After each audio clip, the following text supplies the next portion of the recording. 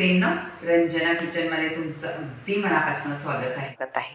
आज आपल्याला गव्हाच्या पिठापासून रेसिपी बनवायची आहे आणि तेलात गव्हाचं पीठ असं थंबनेल बघितलं आहे तुम्ही. नक्की तसंच होणार आहे. आता 2 वाट्या मी गव्हाचं पीठ घेतलेलं आहे. त्याच्यामध्ये आपल्याला तूप घालायचं आहे. तूप घालायचं आहे 3 चमचे. ते पण छोटे, आपण पोहे खातो एवढे. जास्त तूपही लागत नाही अशी रेसिपी बनवायची आहे. आता तूप घातल्यानंतर आपल्याला एकत्र करायचं आहे, चोळून घ्यायचं आहे. सगळ्या पिठाला तूप चोळून घ्यायचं आहे आणि व्यवस्थित पीठ लागलं पाहिजे. ही रेसिपी लहानांपासून मोठ्यापर्यंत अशी हेल्दी रेसिपी आहे गव्हाच्या पिठापासून.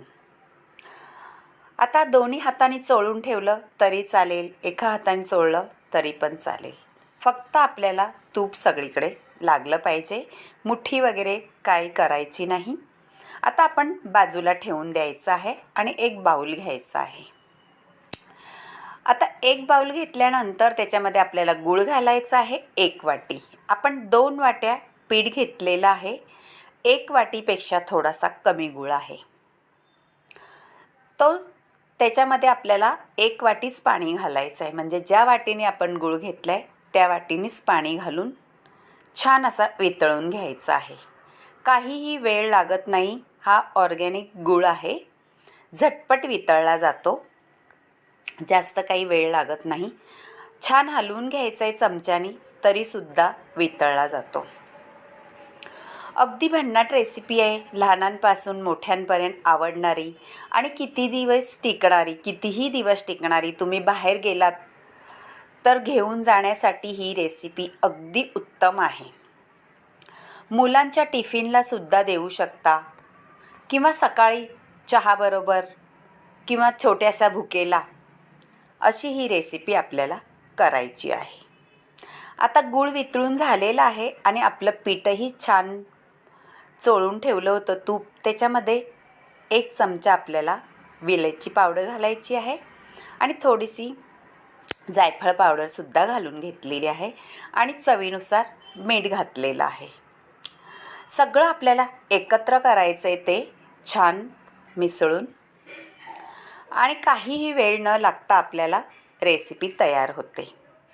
आता आपण गुळाचं पाणी घेतलेलं होतं ते गाळून घ्यायचं आहे आणि पिठामध्ये घालून घ्यायचं आहे. गाळून याच्यासाठी घ्यायचं आहे, कधीतरी गुळामध्ये खडा असतो, काड्या असतात, त्या सगळ्या आपल्या गाळणीने गाळल्यानंतर निघून जातात. आता आपला गुळाचं पाणी मी घेतलेलं आहे ते छान मिक्स करून घ्यायचं आहे. गूळ आहे, आपल्याला साखर वगैरे काही घालायची नाही आणि गव्हाचं पीठ. अशी हेल्दी रेसिपी मस्त बनवायची आहे. आता चमच्याने काय पीठ मळलं जाणार नाही. चमचा काढून ठेवते आणि हातानेच पीठ मळून घेते.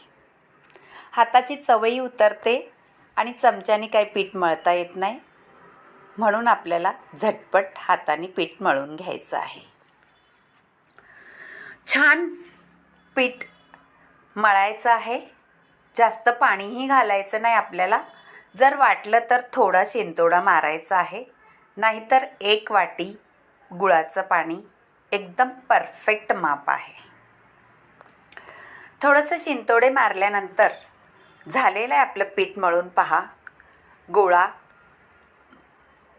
आणि असंच मळायचं आहे, पातळ मळायचं नाही. थोडंसं राटसरच मळायचं आहे, कारण आपल्या त्या पिठाला वरून पीठ वगैरे काही लावायचं नाही. आता झालेलं आहे. 2 मिनटं आपण झाकून ठेवू. ते झालेली आपली 2 मिनटं आणि आपलं पीठ छान सेट झालेलं आहे गुळाच्या पाण्यामध्ये. आता छान मी साफ करून घेतलेलं आहे आणि परत आपल्याला एकदा पीठ छान मळून घ्यायचं आहे. जेवढं तुम्ही पीठ मळणार तेवढी ही रेसिपी कुरकुरीत, खमंग, चटपटीत होणार आहे.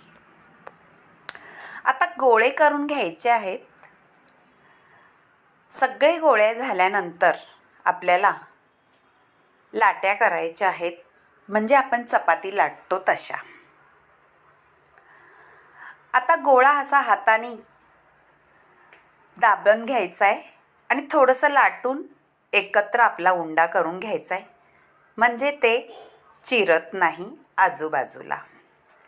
पहा मैत्रिणी, तुम्हाला अशी रेसिपी आवडत असली तर नक्कीच करून पहा. आणि मुलांच्या टिफिनसाठी तर होणारच आहे, पण त्यांना छोट्याशा भुकेसाठी सुद्धा ही हेल्दी रेसिपी आहे. करून पहा आणि रंजना किचनला लाईक करा, शेअर करा, कमेंट करा आणि सबस्क्राईब करायलाही विसरू नका.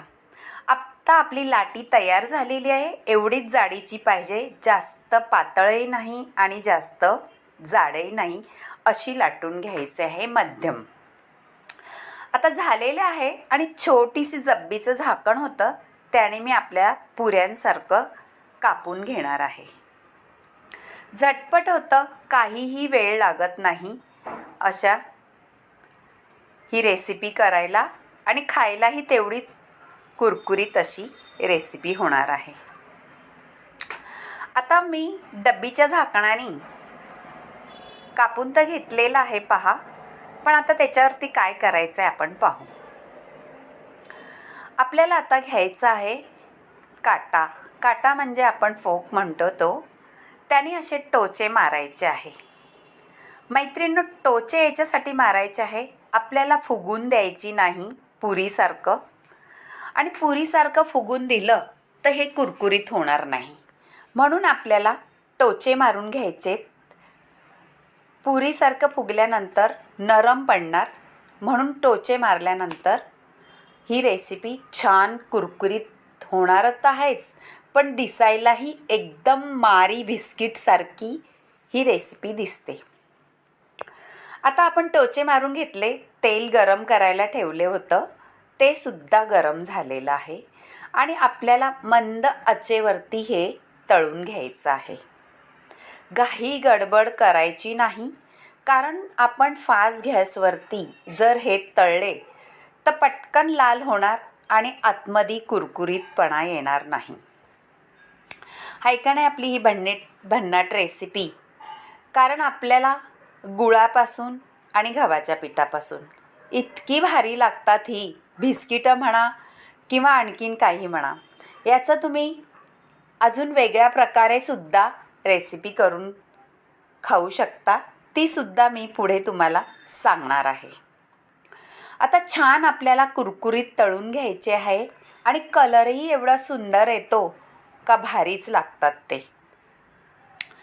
तुम्ही कितीही दिवस हे डब्यामध्ये भरून स्टोअर करू शकता आणि तुम्ही बेकसुद्धा करू शकता. तुम्हाला तेलात तळायचे नसले तर ओव्हनमध्ये सुद्धा हे बेक होणारी रेसिपी आहे आणि तेवढीच खमंग आणि रुचकर लागणारी. आता आपले तळून झालेले आहे पहा, छान कलरही आलेला आहे आणि ते आपण टोचे मारलेले ते जणू मारी बिस्किटसारखेच दिसतात. तेलही जास्त लागत नाही याला, तूपही नाही लागत, अशी एकदम हेल्दी रेसिपी झालेली आहे पहा. आता आपण काढून घेऊ. छान कलर आणि कुरकुरीतपणा आलेला आहे. असेच सगळे आपण तळून घ्यायचे आहेत स्लो गॅसवरती, म्हणजे मंद आचेवरती. अगदी तोंडाला चव देणारी अशी रेसिपी होणार आहे. मैत्रिणींनो, तुम्हाला आवडली तर नक्कीच शेअर करा तुमच्या मैत्रिणीला आणि त्यांनासुद्धा कमेंट करायला सांगा जर आवडली तर. आणि कशी वाटली, जर ह्याच्यात काही वेगळं काही करायचं असलं ते सुद्धा सांगा. हाय का नाही, मारी बिस्किटसारखे दिसतात का नाही? मारी बिस्किटपेक्षाही हेल्दी आणि कुरकुरीत अशी रेसिपी झालेली आहे. तुम्हाला मी वाढून तर दाखवलेली आहे, पण खाऊनसुद्धा दाखवणार आहे. इतकी भारी लागतात का आपण चहाबरोबर जशी बिस्किटं खातो तशीच ही गुळाची बिस्किटच म्हणू शकता अशी झालेली आहेत कुरकुरीत पहा. आता मी तुम्हाला तोडूनसुद्धा दाखवणार आहे आणि खाऊनसुद्धा. कशी झालेत ती मला तर आवडणारच आहेत, पण तुम्हीही नक्की करा. पहा, पटकन कुटका मोडतोय, अशी मधी चिवटल्यासारखी झालेली नाही. अगदी कुरकुरीतपणा आलेला आहे आणि खायलाही तेवढंच दाताखाली वाजत आहे. त्याच पिठापासून मी शंकरपाळ्यासुद्धा बनवलेल्या आहेत. त्यासुद्धा एकदम कुरकुरीत आणि खमंग झालेल्या आहेत. तुम्हीसुद्धा नक्की शंकरपाळ्या बनवा किंवा बिस्किटं बनवा, काहीही बनवू शकता. पण रेसिपी तीच असणार आहे, गव्हाच्या पिठापासून आणि गुळापासून. नक्की करून पहा. आणि परत एकदा सांगते, रंजना किचनला लाईक करा, शेअर करा, कमेंट करायला विसरू नका आणि सबस्क्राईबही करा. बाय मैत्रिणींनो, भेटूया अशाच नवीन काही रेसिपी घेऊन, तुम्हालाही आवडणाऱ्या, आणि मला कमेंटमध्ये कळवा. बाय.